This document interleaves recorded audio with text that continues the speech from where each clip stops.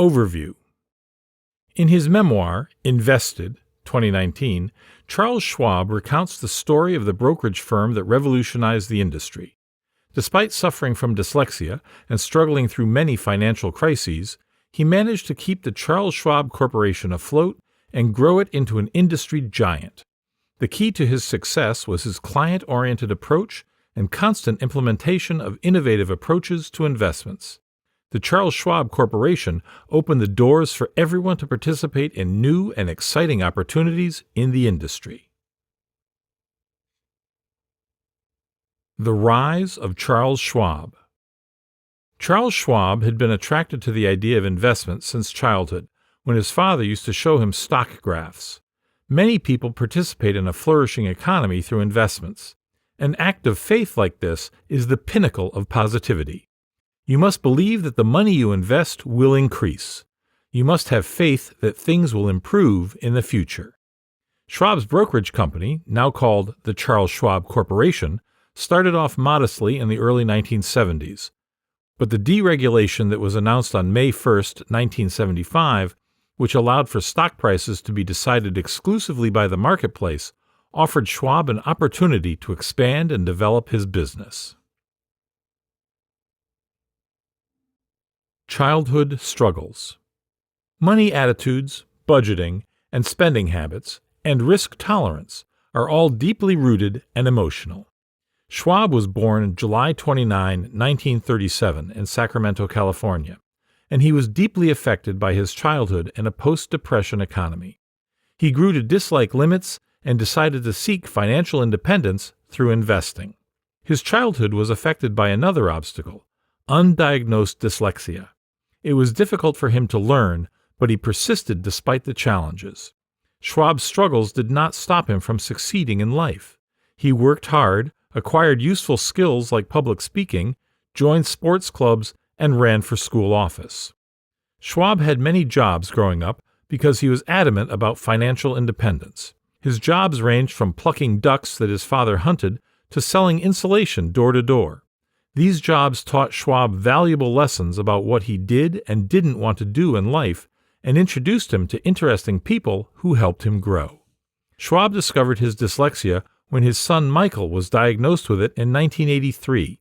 He finally understood why school was such a struggle for him and why he felt less smart than his peers. Despite his dyslexia, Schwab got into Stanford, not without great effort. He married Susan, a fellow Stanford student, in 1958 during his senior year. He got into Stanford Business School due to his good grades and welcomed his first daughter, Carrie, in January 1960. Market uncertainty. There are no assurances when it comes to the stock market. Customer satisfaction, cost containment, superior products, and process quality and integrity are all things you can determine about a company. But you can't be sure of the results. Taking chances is part of the equation. Schwab learned that lesson the hard way when he got fired from his first investing job at Foster Investment Services, a financial advisory company, for suggesting that they give clients refunds when the market was down. During that period, Schwab's family grew to include daughter Virginia in 1962 and Sandy, his first son, in 1964. Schwab's early investment jobs taught him that he could adapt to market uncertainty. He believed that companies are created to grow and that diversification, low costs, and time are essential factors for growth. The turmoil of the 1970s. Schwab got divorced in 1972 because he failed to keep a balance between his marriage and his work life, notably after the market started declining in 1966, which made investments a precarious business. Later that year, Schwab married Helen O'Neill. The following years were filled with struggles and debt because of the state of the market, but Schwab refused to give up on his company, which was first known as First Commander, then as Charles Schwab and Company, Incorporated, and located in San Francisco. After deregulation. The May 1, 1975 amendments had a huge impact on the brokerage industry and American investment trends. Relaunching Charles Schwab and Company as an innovative brokerage was something Schwab regarded as a good opportunity. It was Schwab's goal to create an altogether different kind of customer base, one that was made up of independent investors who wanted to be in charge of their own financial future, who researched and chose stocks, and did not need advice from a broker. Rather than selling shares, Schwab recognized that he could promote discount brokerage services and provide his customers with top-notch services. Schwab's company relied on customers to initiate transactions rather than the broker. Its primary role was to fulfill the customer's wishes. The first few years after the deregulation, the company barely made any profit, but Schwab insisted on growing the company and profits progressively increased. Working at Schwab was both thrilling and challenging. There was a lot of worker turnover due to the high levels of stress and low pay. The company struggled, but it grew stronger with each problem. Growth strategies. Money makes it difficult to exercise skepticism and common sense. Everyone is eager to believe. Salespeople take advantage of buyer psychology by telling them whatever they want to believe. But Schwab was adamant about not using such tactics in his company. He made sure to inform his customers that they would not be pestered with sales stories. This was achieved through widespread advertising, including brochures, speeches, meetings, and radio shows. Schwab also counted on word of mouth to boost his company's credibility and spread the word. Schwab's business grew exponentially when he was forced by his uncle, William Schwab, known as Uncle Bill, who was an investor in the company, to open a new branch in Sacramento in 1975. From then on, Schwab expanded his company into many branches, each of which brought more growth and success. Branches offered an early competitive advantage for the company. A technological leap. Entrepreneurs typically don't take risks the way gamblers do. They always begin with a concept and then realize that it cannot be completed without taking a certain level of risk. Real entrepreneurs, however, try to be in control of their risks. In 1979, Schwab bought an electronic brokerage execution and transaction accounting (BETA) system for $500,000.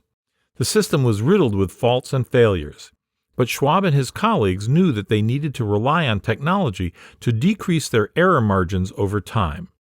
Schwab's early involvement with technology provided the firm a degree of comfort that made it stand out. It put the company years ahead of the competition and prepared them for the Internet's explosion in the 1990s. Selling and rebuying Schwab. In 1980, Schwab decided to go public with his company in order to raise more capital. Schwab valued the company at 1.2 million shares at $4 per share. He could thus generate $4.8 million. However, the company was officially valued at $2.75 per share. Schwab immediately ended the initial public offering (IPO) process. In 1981, Bank of America, B of A, the second biggest bank in the country, was interested in buying the Charles Schwab Corporation. The deal was complicated, but it promised an immediate $7 million to Schwab, and it was signed. B of A's deal brought instant credibility to the company. However, the bank went through tumultuous months after the deal, which allowed for alterations post-signature, was completed. So B of A ended up paying less than initially agreed upon. The Charles Schwab Corporation became a subsidiary of B of A, which gave the company more legitimacy and access to capital. The company progressed immensely under B of A. Many of its services, such as the asset management account called Schwab One and its online trading services, originated in the B of A period. Schwab was skeptical about B of A's performance, however, and knew that its strategies were not healthy. He also worried about his company, as he saw his investors' profit decrease after the B of A deal. Schwab tried to intervene and propose solutions, but the board was angered by his suggestions, which included layoffs, sale of unproductive assets, and a total change of management. In 1985, Schwab's dissatisfaction with B of A grew stronger. This led to his resignation from the B of A board in 1986. He was fired from the Charles Schwab Corporation board, but remained the company's CEO. Sam Armacost, B of A's director, was fired soon afterwards. He was replaced by Tom Clausen, his predecessor. Clausen put the Charles Schwab Corporation up for auction. Schwab thought about suing B of A and gaining rescission of his company, based on claims that the bank did not properly abide by the conditions of their deal. Schwab did not move forward with a lawsuit, but with the threat of legal action, B of A decided to sell the company back to him in March 1987 for $280 million, in a deal that was advantageous to Schwab. Schwab goes public. Soon after rebuying the Charles Schwab Corporation, Schwab attempted another IPO. The company needed money to grow and to pay the debts that accumulated from the purchase. The deal, which went smoother this time, was completed on September 22, 1987. The value of the company closed at $16.62.5 per share for 8 million shares. The deal was the result of luck and calculated expectations. It proved to be very timely. Schwab had expected a market crash in the near future, and the market did in fact crash on October 19, 1987. It takes wisdom, knowledge, and experience to find opportunities in lucky happenstance. You must be ready to profit from luck when it hits, and you must learn to provide yourself with luck. The 1987 crash. The 1987 market crash was a historic one.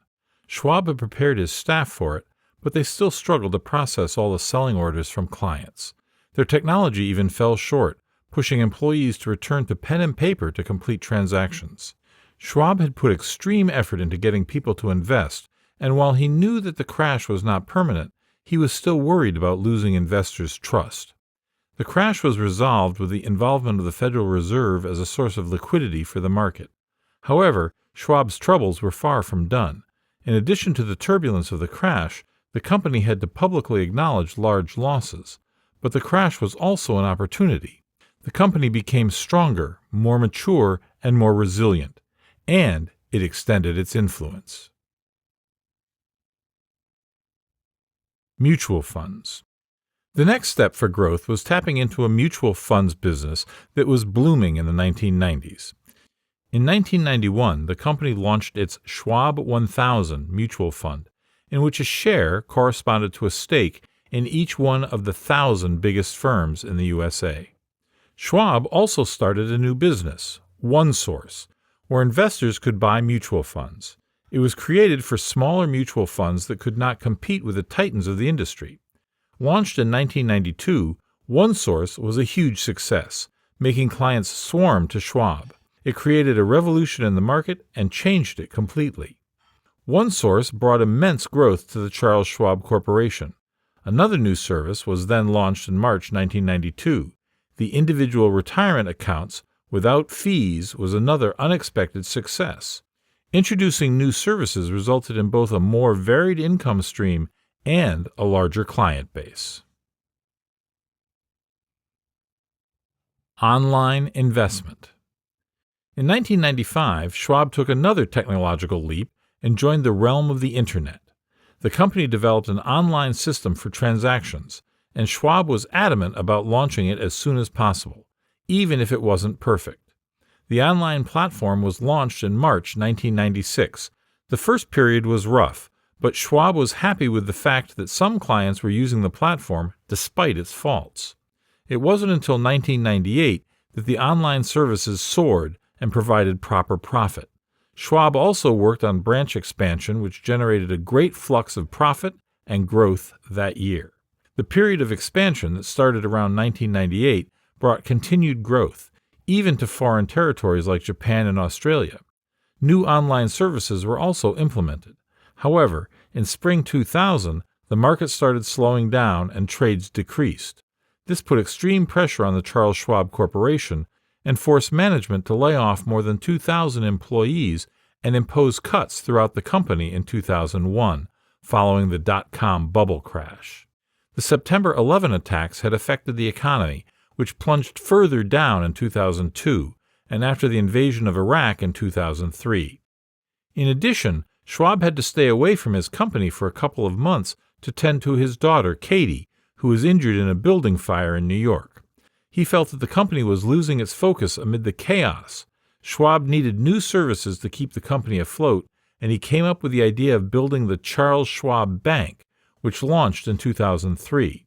He appointed David S. Pottruck, a longtime employee and co-CEO, as the new CEO of the Charles Schwab Corporation in May 2003. The company was still struggling, however, and it needed serious structural reforms. Schwab returns. In 2004, Patrick suggested selling the Charles Schwab Corporation because he could not find solutions to its problems. Schwab was totally against it. The management board was also unhappy with Patrick's leadership. On July 19, Patrick was fired from his position as CEO and replaced by Schwab. The company required restructuring, but it also needed to reconnect with clients in order to restore its original mission of serving them. This was accomplished through mutual funds, banking, advice, and income solutions. One of the biggest issues with the company at the time was complexity. Schwab worked on simplifying its structure, services, and staffing. By the end of 2004, Schwab's business strategy was simplified, and its prices became competitive with the market, which allowed for more revenue. In 2005, Schwab insisted on getting all the company's plans done. All the while, changes were being reported to clients to appease their doubts, through meetings, town halls, and advertisements. The organization was subsequently turned into a relationship-based model, which each customer with a minimum of $250,000 in assets was allocated to a financial advisor. The outcomes were encouraging. Satisfaction rose right away. For ads, the company adopted the message, "Talk to Chuck," which is Charles Schwab's nickname. The tagline proved successful and reflected the personalized and client-oriented mission of the company. The Charles Schwab Corporation, by the end of 2006, had simplified bureaucracy, tightened up its decision-making process and its finances, and increased productivity. The company's advertising campaign was also in full force. The 2007 crisis. The company's upward trajectory stopped in 2007. The real estate bubble started falling apart, plunging the country into recession by 2008. Some of the company's funds suffered severe declines, and investment in the Charles Schwab Bank lost value because of the crisis. Yet, the company was dealing with the crisis much better than other firms and banks. Schwab was still attracting new customers and growing. In July 2008, Schwab stepped down as CEO and appointed Walt Bettinger as his replacement. Bettinger had joined the Schwab team in 1995 after it acquired his own company, the Hampton Company. Schwab saw in him a trustworthy leader who shared his values and vision. By 2010, the market had recovered from the financial crisis, but investors remained wary and every slight fluctuation worried them. As a result, revenues at the Charles Schwab Corporation were dropping to low levels. Despite the struggles, the company did not let go of its core mission, satisfying existing clients and attracting new ones. It continued to thrive in this department under Bettinger's leadership. The goal was to stay focused on customer satisfaction without getting sidetracked by other priorities. If you want to prosper, you must maintain low costs and excellent customer service. Investors will select you over your rivals, your firm will thrive, and your shareholders will reap the benefits. In late 2010, revenue rose and investments started pouring in again. This trend continued through 2019, with profits and client accounts reaching record numbers. Schwab succeeded in achieving his dreams of creating a financial experience that integrates brokerage, banking, investment advice, and financial planning, as well as many other services. Author's style. Charles Schwab mixes informal writing with a style that is technical and not intended for a general audience. He uses financial jargon at times, often without explanation, but also switches to a conversational tone. The book's 5 parts correspond to the different eras in Schwab's company, which helps keep a clear timeline of the action. He also includes a gallery containing photographs of Schwab, other employees, and company events, as well as examples of advertisements. Author's perspective. Charles Schwab is an American investor and entrepreneur. He graduated from Stanford University with a BA in economics and completed his MBA at Stanford Graduate School of Business. He founded his company in 1971 as the first discount brokerage firm. Today, it has millions of customers and a wide array of services. He served as CEO of the company for most of its history and remains its chairman. He also authored multiple best-selling books about investments.